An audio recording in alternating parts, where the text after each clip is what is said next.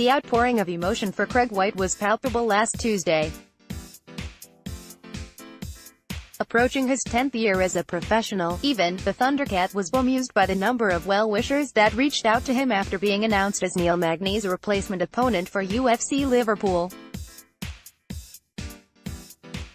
"I didn't know that many people liked me, to be honest," White told MMA Fighting. "If you asked my friends, they'd tell you I was an asshole, so to see people saying I was a nice guy was a pleasant surprise. Honestly, it's been a bit overwhelming. I had no idea that this many people supported me. At one stage, it might have been considered a stretch to fathom White reaching a championship level within the Cage Warriors organization. In hindsight, White knows he made some decisions in his fledgling years that may have elongated his path to the top of the sport. I've been inactive because of injuries, I've been inactive because I couldn't find fights, I've taken the wrong fights at the wrong times, and I competed in the wrong weight division for a long time too. I've made some poor choices, and it's been a bit of a deterrent for me," he candidly explained. White, like a lot of the European MMA community, pointed to his drop down to welterweight, a bracket in which he has currently cultivated a 4-fight win streak, as one of the biggest factors behind his rise to prominence.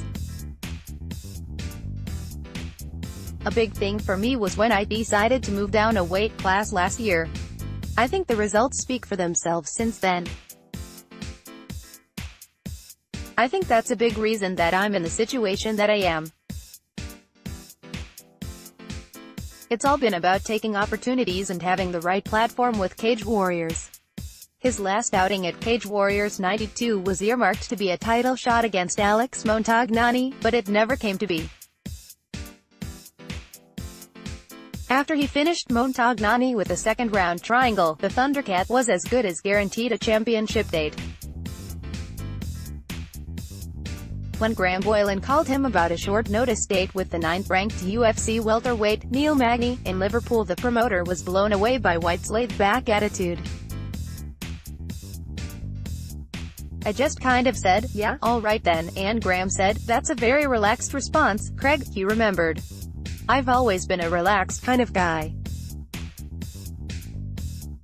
As big of an opportunity this is, it's just a fight at the end of the day.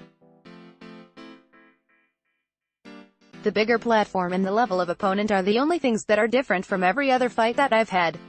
White doesn't get a sense of personal achievement from his UFC contract. The Thundercat sees his call-up to the world's flagship promotion as an accomplishment for his team, Lions Den, and head coach Dave Matthews. "The main thing for me is just getting to be the first guy from my team to get to the UFC. To be able to do that for my coach means the world to me. It's giving me huge motivation ahead of this fight. That's another reason for me to put on a show. I want to show everyone what he's taught me and what the next guys that come through from the team have to offer further down the line. Honestly, I feel it's been a team effort to get here. It's not just been me getting here by myself. We've put so much time and effort in over the years, and for me to be the one that gets to represent the team is just amazing. It's a dream that I never thought would come true. Maybe that's why it hasn't sunk in yet," he said.